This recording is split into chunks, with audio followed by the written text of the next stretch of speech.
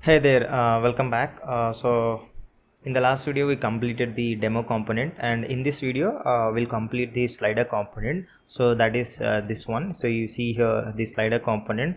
So this is very a complex component, because if you see it will be sliding, and also the hovering, the effect filtering is there, and also on clicking it will direct to the prompt respective id page. Okay, and also there is a option for dragging in either of direction. Okay, so we will complete this component in this video. So for that we'll use a library called keen slider. Okay, this is like very popular library to achieve this kind of sliding related stuff. So for more details you can refer to this documentation keen-slider.io. okay, so this is the documentation. There will be a lot of clear explanation how to use all these things, and also the methods available, and how to use their hooks, and also the events that are part of that hooks. Okay, so for now we'll install this dependency and get started. Okay, so I'm copying this and going back to our VS Code. Okay, so opening here, so let me install that dependency first. Okay, so the keen slider is added. So now the same what we do is we go to the home section and create a new file called slider.tsx. okay, fine. So in this we'll start writing the component name, that is slider, and input params nothing we expect, and then directly we'll start using the useKeen slider hook. Okay, and this will give us the slider ref object. Okay, we'll take that, destructure it, and then import useKeen slider. Okay, so let's import this. Okay, autocomplete isn't working as of now, so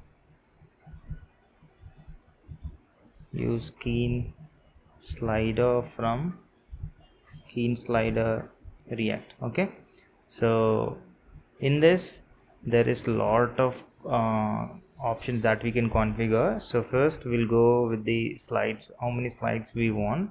Okay, per view we'll go with the 3. okay, that is back mobile first. Okay, so and spacing will give it as a 5, and then based on our minimum width we'll give some breakpoints and assign how many slides we want and spacing we want. Okay, so let's define min width. If it is 500 pixel, we'd go with slides per view as 4. okay, and spacing to 5. fine, so that is, and if min width is 800 pixel, we would give slides per view 6 and spacing 5. okay, so let me write that. Min width is 800 pixel, and okay, let me close this. Fine, here I didn't open the bracket. Okay, and slides we are going to give per view 6. okay, and spacing will keep the same, that is 5. And one more, finally, if min width is 1000 pixel, the slides per view will keep it as a 10. okay, that is like a bigger screen, large screen. Min width 1000 pixel, slides per view, okay, I'd give it as a 10, and spacing the same, 5. okay, fine. So this is the breakpoints object, and then we want this to be continuously sliding, so we'll make the loop as true. okay, so that it will be infinitely looping. And then render mode, so render mode I'd give it as a performance. okay, fine. So that was the object, and then we'll have the one more calling, so that is using this array, and here we'll get the slider instance. So this is where we can call or emit the functions which we want it to be part of the slider lifecycle. Okay, kind of like we'll handle here the mouse hovering, okay, and also the dragging, okay, and also the timeout, how like to what milliseconds that slide has to be moving. Okay, those all we'll configure in this slider instance lifecycle part. Okay, so let's define two variables first. That is, let's name this as a timeout, and this is of type, okay, this is of type set timeout. Okay, so this one, fine. And one more variable, boolean variable, let's uh, use it for mouse hovering. If by default we'll keep it as a false. Okay, fine. So first function we will write is like just clearing next timeout. Okay, so you will understand why I'm writing this. I'll eventually explain all things. Okay, so here we'll just call clear timeout function. Okay, and the variable would be the timeout which we have defined above. Okay, and here we will define the function next timeout. Okay, so this is nothing but for each image, as I said, this they have to keep sliding, right? So for what duration they have to keep sliding, so this function decides that. Okay, so next timeout. Okay, here first we'll call that clear timeout function, okay, by passing that variable which we have declared above. And if mouse hover is there, we will not slide it, so we will just return from this function, or else we will assign the timeout to this as, okay, set timeout. Okay, and then we will move the slider to the next view, okay, for every 2000 milliseconds, that is nothing but 2 seconds. Okay, so this is what the this function does. Okay, next timeout, and then we will call the emit on function on function on slider instance. So as soon as it is created, the functions that we want to listen to, this is where we had, okay, slider dot container dot add event listener. Okay, we will add event listener for mouse hover,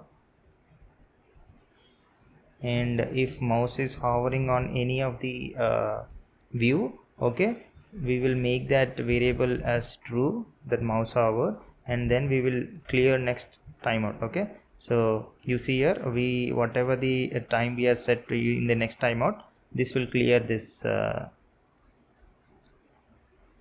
the time. Okay, and the next, that was for mouse hover, and also we will add the event listener for mouse out as well. Okay, so if there is no mouse hovering on any of the view, okay, then what we should do? Okay, fine, for that also we'll add event listener.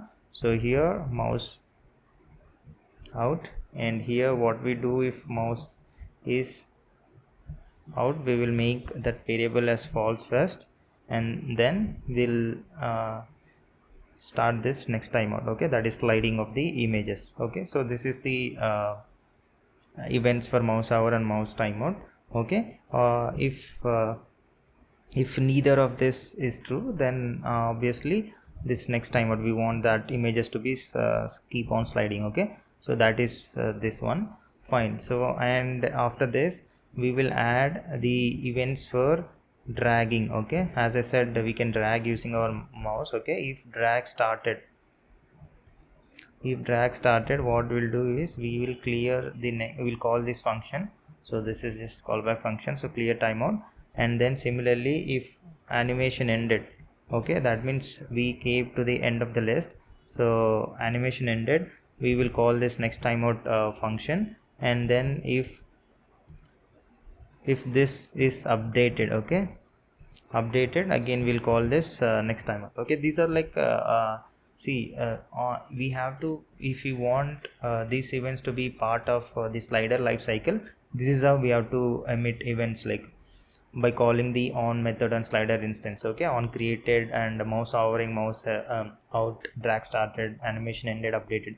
There will be a lot more, so accordingly we can refer the documentation and add here. Okay, so this is the pretty much the configuration required for our use key slider hook. Okay, almost this is done. So now only thing pending is the rendering. Okay, fine. So we will the rendering, we will just take one flex component, okay, from ChakraUI, and then since it is in overflow X direction, so I'll hide this overflow scroll bar and margin Y. Okay, in Y direction I'll give something so that there will be space from the top component, and reference we just had the above reference, that is slider ref, which we had defined above. Okay, this is slider ref. Okay, now inside this we will make use of that prompts list and then render the images of Romeo and Saka. Okay, fine. So just let me import prompts first, that is, yeah, so prompts dot map. Okay, and for every prompt we have to render the image of Romy and Saka. So what we do ideally is we will take that array of that two names. Okay, so wait just a second, just like this. So first one, just I'll give this name. Okay, and then this Saka. Fine, then use this name,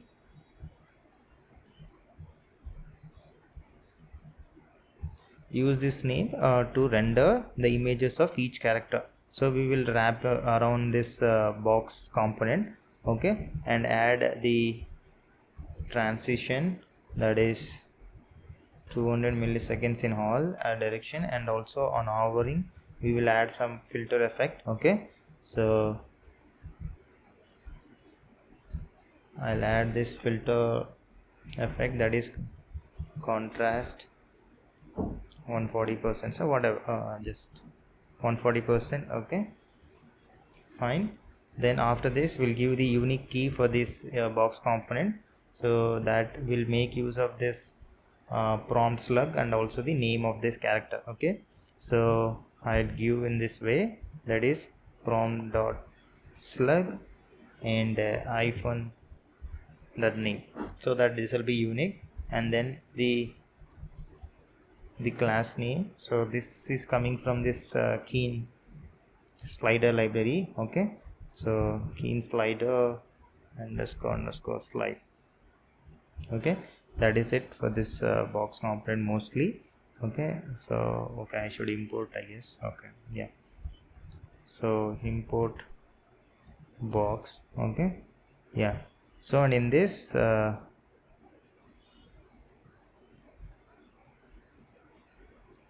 okay, I gave extra hover here, underscore. Okay, yeah, so in this box we will render the image, okay, of each character.